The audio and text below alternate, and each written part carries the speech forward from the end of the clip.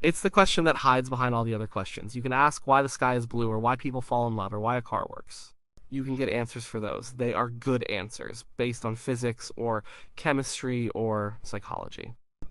But if you keep asking why, if you keep pulling at the thread, you eventually hit a wall. And on the other side of that wall is this one final question: why is there all this stuff? Why is there a universe, a sky, a car, a person to fall in love with? Why is there something instead of nothing at all?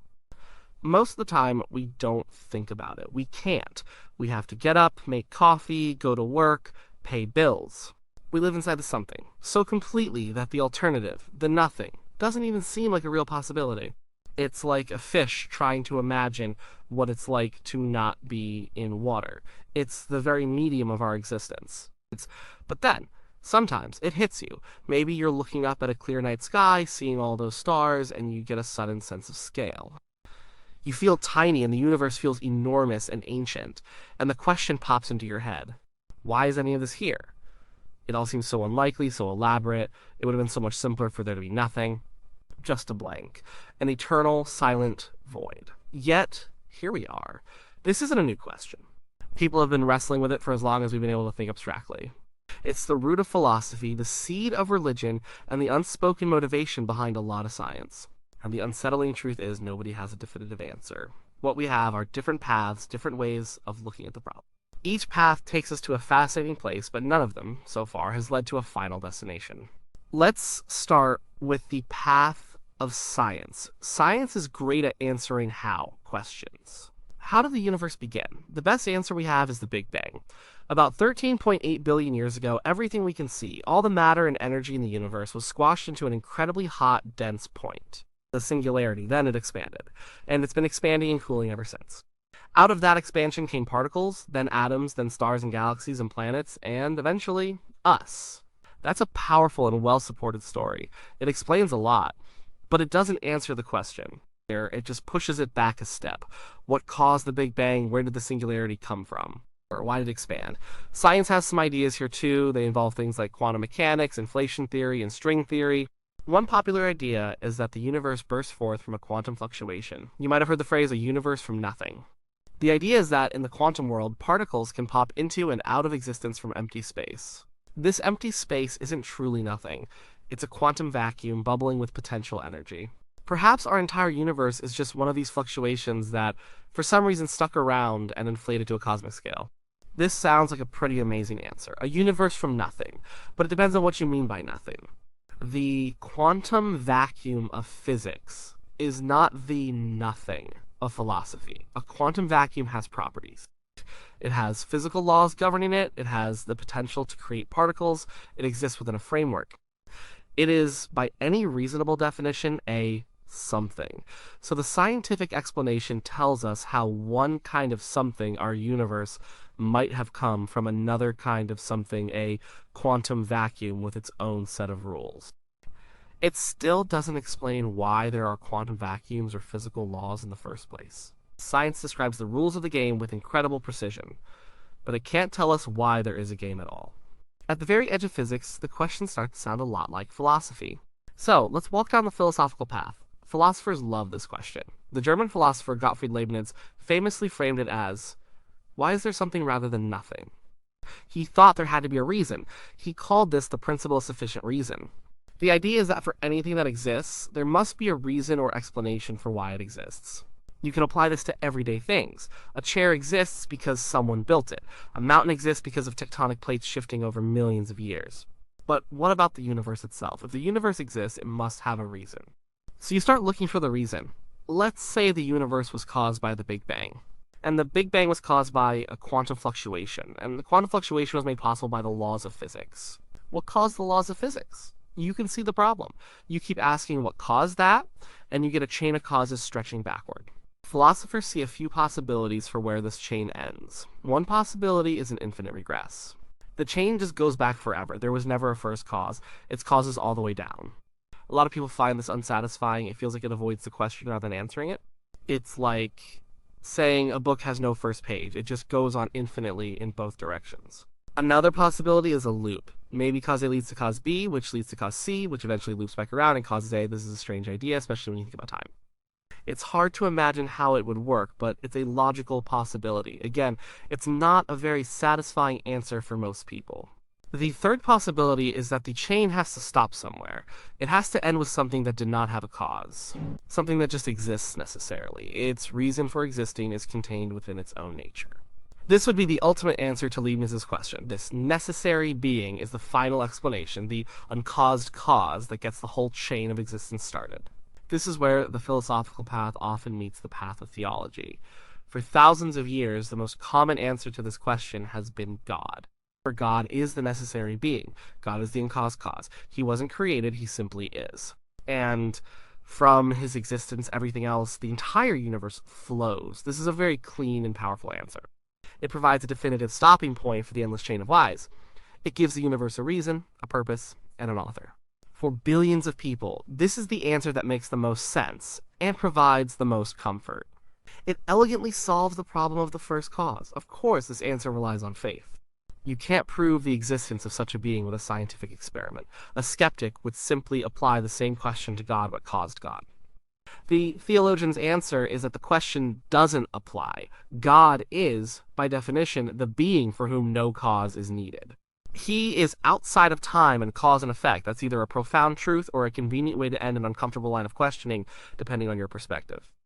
But not all philosophers are happy with the idea of a necessary being. Some, like the Scottish philosopher David Hume and later Bertrand Russell, pushed back. They suggested another, perhaps more jarring, possibility.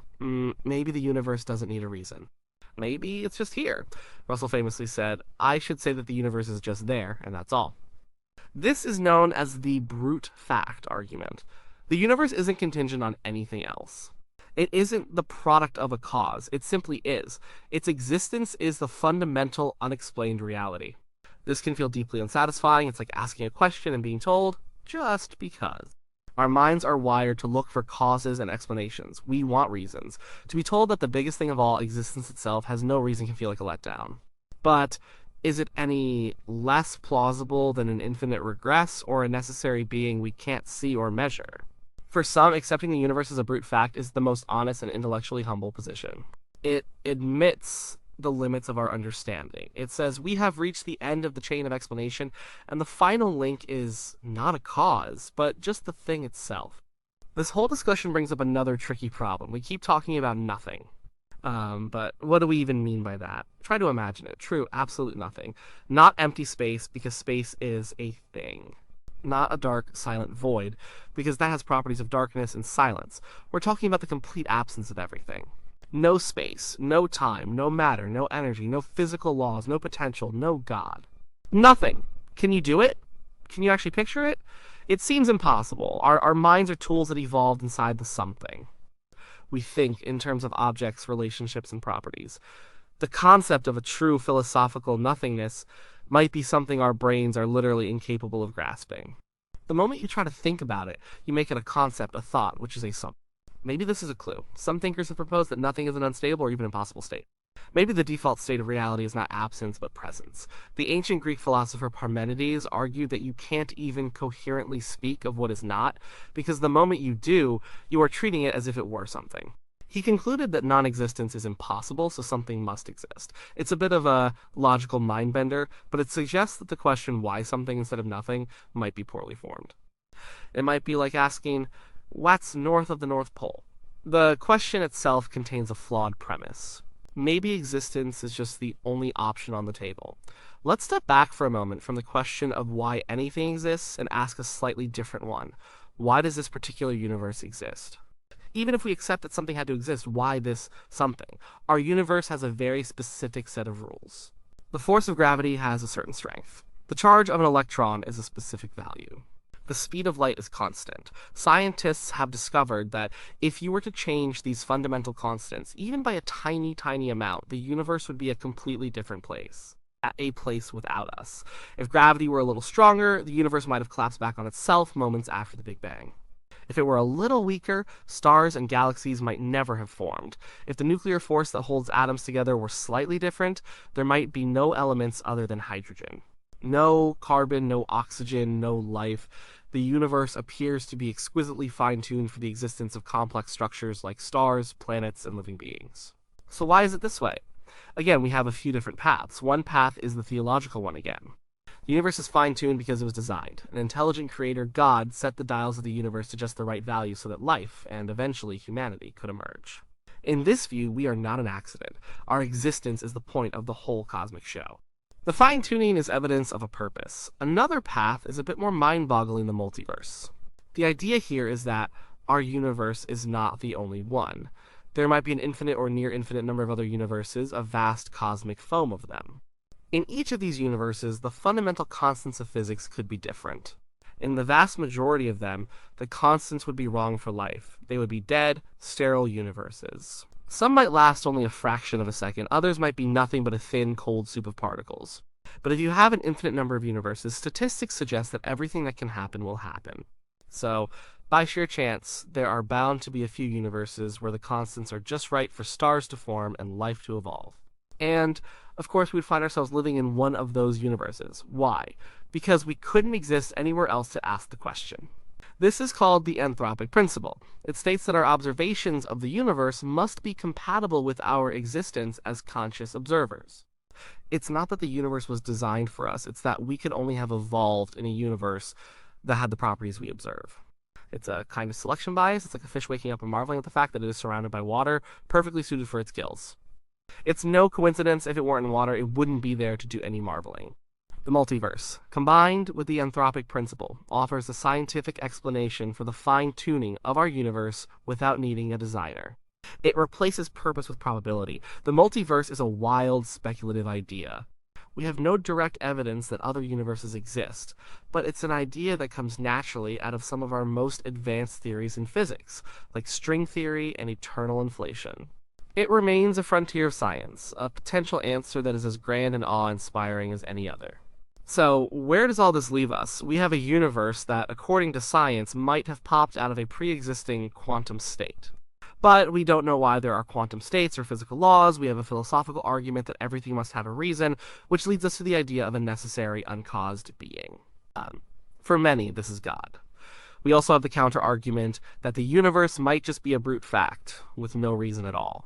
We have the mind-bending possibility that nothing is an incoherent concept, and that existence is the only real option. And we have the fine-tuning of our universe, which can be seen either as evidence of a designer or as a statistical inevitability in a vast multiverse. None of these answers is complete. None of them is proven. They're all just frameworks for thinking about a question that might be too big for our brains to fully comprehend. And maybe that's the real point. Maybe the importance of the question isn't in finding the answer. Maybe its value lies in what it does to us when we ask it. To seriously ask, why is there anything at all, is to step outside of your daily life and see the world in a new way. It forces a sense of humility. It makes you realize that your own existence, and the existence of everything you know and love, is a profound and baffling mystery. We are tiny beings on a small planet orbiting a typical star in one of hundreds of billions of galaxies. And the whole thing is hanging in a vastness that we can barely measure for reasons we do not understand. There is a terror in that thought, a feeling of groundlessness. If there is no ultimate reason, does anything matter? Is our existence just a cosmic accident, a brief flash of consciousness in an otherwise meaningless void? This is the existential dread that can come with the question. If the universe has no inherent purpose, then maybe our lives have no inherent purpose either. This is the conclusion some existentialist philosophers like Jean-Paul Sartre and Albert Camus came to. They believed we are born into a universe without meaning, and we are terrifyingly free to create our own. Camus used the Greek myth of Sisyphus, a man condemned for eternity to push a boulder up a hill only to have it roll back down again. Camus saw this as a metaphor for the human condition, a life of absurd, repetitive labor in a meaningless universe. But his conclusion was not one of despair. He famously wrote, "One must imagine Sisyphus happy." The happiness comes from the struggle itself, from embracing the absurdity and finding meaning not in the universe, but in our own rebellion against its silence. But the question can also lead to a different feeling, not terror, but awe. To look at the night sky and ask this question is to participate in one of the oldest human traditions. It connects you to every person who has ever looked up and wondered.